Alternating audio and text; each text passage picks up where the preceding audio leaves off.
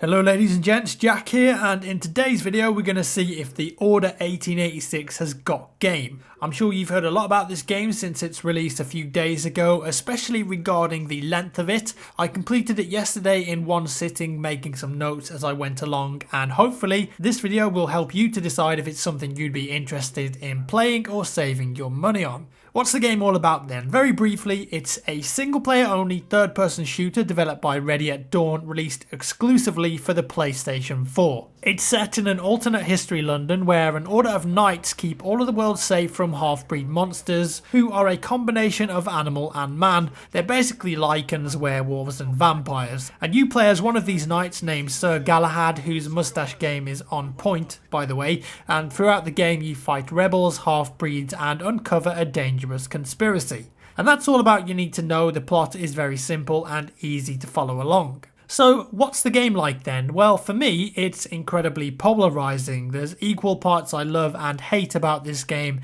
It's a bit of a funny one. Let's start on a positive note, the good stuff. Obviously this game looks incredible, there's no denying it. I think it's hands down the best looking console game ever released up to this point in time. In terms of overall production quality, character models, level of detail, lighting, textures, particle effects, animations, lip syncing, voice actors who actually put in a genuinely good performance, this game just oozes polish and production value.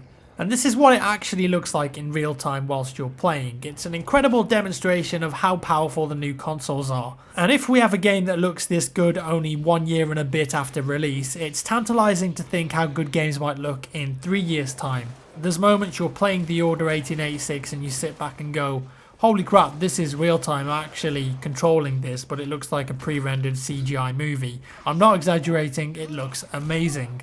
The game is natively rendered at 1920 by 800, 30 FPS with no performance issues. It was very stable for me all the way through, and as you can see, they've added a letterbox effect at the top and bottom of the screen. Now, I get that this aids in achieving that cinematic look, which is what the game's going for, and I'm sure they did it so they could save on some overall performance as well, but I really despise letterboxing in video games. In this game especially, you feel incredibly claustrophobic at times because it's so linear and you're often boxed in between walls. If I'm playing a game on my couch on a big TV, I want it to fill up the screen. I want to be immersed in that world, not feel like I'm watching a movie, and I think that ditching the black bars ironically would have actually made the game more cinematic and even nicer to look at to take in all those gorgeous environments. How about the general gameplay, the shooty bits? Well, in terms of its core mechanics, it's actually an alright cover shooter in my opinion. It's easy to control and shoot,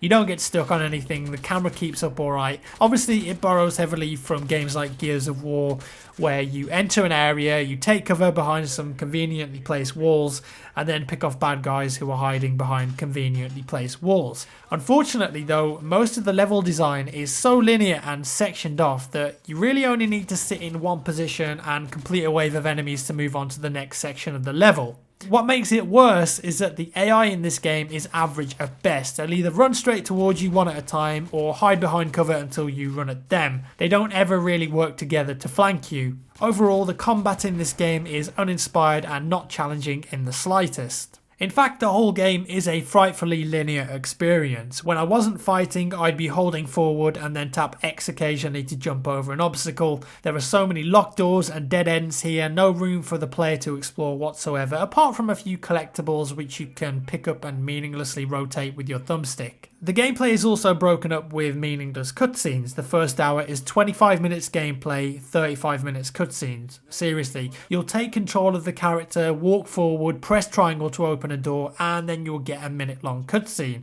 After that, it'll give you control back, walk forward, examine a piece of paper, boom, 5-minute cutscene. It's ridiculous. In the first couple of hours of gameplay, I was just begging for a 20-minute uninterrupted section where I could just play and not be forced to watch a boring, unskippable 10-minute cutscene where some old guys are talking to each other around a table about politics. There were only 3 memorable sections of the game for me that offered up some interesting gameplay and variation. Most of the time you're stuck between 2 walls in a cobblestone street or climbing on rooftops. The first mission I really enjoyed was where you have to infiltrate an airship, and there's a nice mix of stealth, close to medium range gameplay and a chase sequence. The second section that really stood out for me was after a main character dies and Sir Galahad basically snaps and fights through a load of enemies on a bridge. And this was the only occasion in the game where it really lets you use all of these cool weapons like the Tesla rifle, the shotguns, the revolvers, the incendiary gun, and just have some fun with them really. It's such a shame, they've invented some awesome weapons that are quite satisfying to use,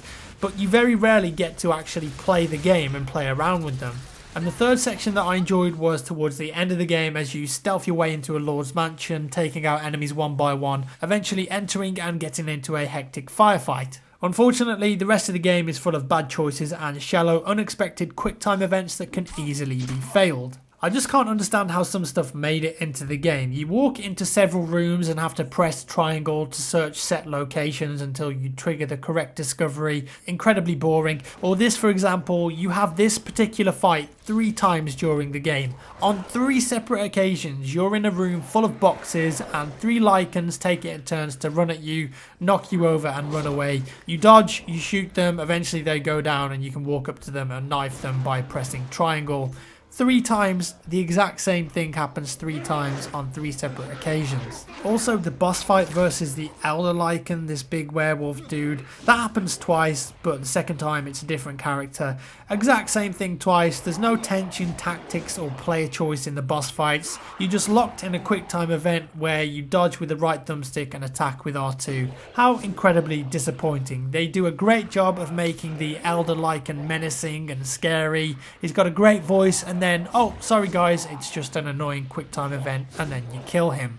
There's just too many cutscenes and QuickTime events here that break up the pace of the gameplay. In one section of the game that's considered a full chapter apparently, you wake up after being knocked unconscious in an airship crash, walk forward for about a minute, find a fallen teammate, and then it just goes into another 10-minute cutscene before the next chapter.